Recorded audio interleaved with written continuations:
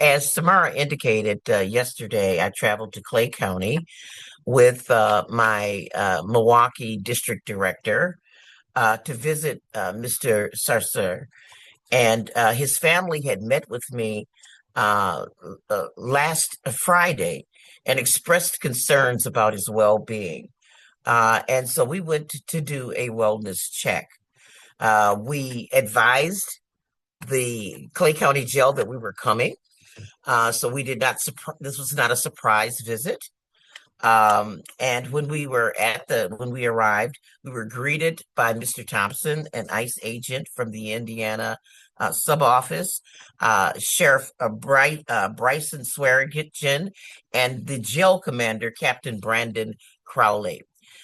These individuals all were there and they all attended the face-to-face meeting that we had with Mr. Sarsour.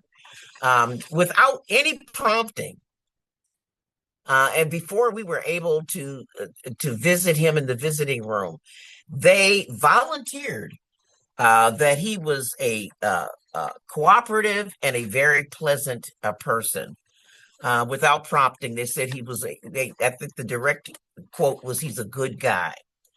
We were able to meet face to face with Mr. Sarsour. And again, those agents previously mentioned were all present for our visit. Mr. Sarsour was very concerned about his mother. He is her primary caretaker.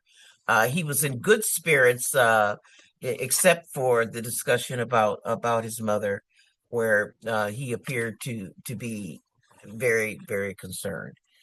Um, with the permission of the sheriff, of the Clay County Sheriff, I was able to provide Mr. Sarsour with a copy of the United States Constitution. We discussed briefly that citizen, non-citizen, green card holders, everybody was entitled to rights under our Constitution, and just to remind him of that. I was also able to provide him with a letter addressed to Governor Evers and Senator Baldwin that was signed by over 200 prominent Wisconsin Jews expressing their support for Mr. Sarsour, really talking about how he was a bridge to our communities, and asking them to intervene, to visit, and to bring him home. Um, One of the things that I noticed is that Mr. Sarsour was concerned about other inmates. He specifically talked about his inability, of course, to subsidize his diet with the commissary, but that he really basically provided commissary for others in there who didn't have the monies to do that.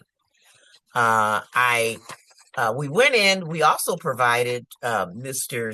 Sarsour, and as well as the facility, provided them with a checklist that was put together by Mr. Sarsour's physician, Dr. Waleed Najib. We walked through that questionnaire with Mr. Sarsour in the presence of the agents, and we have not had the opportunity before this press conference to brief Dr. Najib. We have prepared a memo for him based on what we saw and what we heard and the interactions that we had with the sheriff and the others. But hopefully, this hearing that he's going to have Monday will enable him to be released back to his family, so that he can resume his health regime, which we think would improve. What we are just prepared to say is that he looked like he had lost weight, but otherwise he was in good spirits, and was very happy that we had come to see about him. The ICE officers did say that they would put in a request to review his dietary needs, and we were very happy to hear that. But again, we we think that his health should be monitored at home. So thank you. Yield back to you, Samara. Okay, thank you, Congresswoman. Does anyone have any questions regarding the Congresswoman's visit?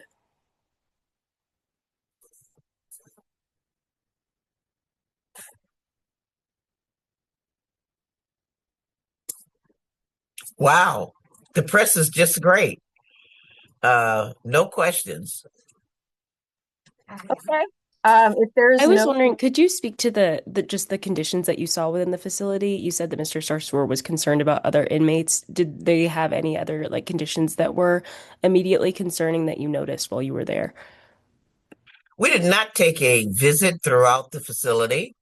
We were in a visiting room with Mr. Sarsour. I think Mr. Sarsour uh, has the means again to pay for the commissary, which could not accommodate him, but that he was in fact financing the commissary for others. He talked about, just it was just typical Salah. It was typical him. More concerned about the Hispanic detainees and talking about just needing to pour into them. Typical him. Typical the guy I know. Can you speak to, I guess, like your general concerns about this happening to other leaders within the state of Wisconsin, other people being targeted for previous action and how they can protect themselves in these circumstances? Well, it was just so clear that, from my point of view, that Mr. Sarsour was targeted because of his, larger than life presence in the Muslim community. And we're just sort of scratching our heads about why they would choose him. He's the, if I could just think of one word to describe him, if I were just confined to one word, I would have to say the man is just kind. He's kind, and demonstrably kind.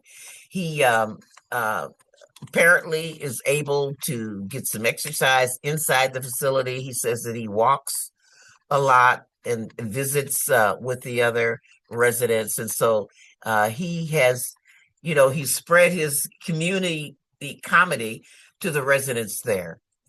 And I think that the message that we don't want to send, and was the reason that we gave him a copy of the Constitution, is because nobody should be jailed and imprisoned, whatever their immigration status, because because of speech.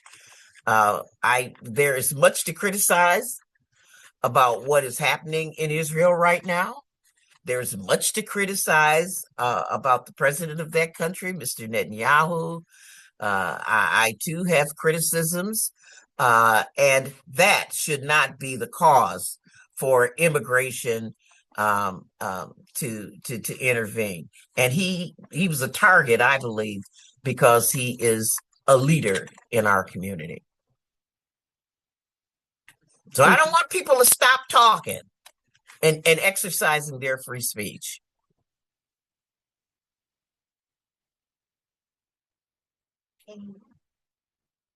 okay. Does anyone else have any questions for the Congresswoman? Okay. If not, I'm going to wrap it up here. Thank you so much, Congresswoman, for this brief. We'll send around the recording to everyone very soon, so you all can have it and the press can have it. Thank you all for everything today, for joining. And thank you all.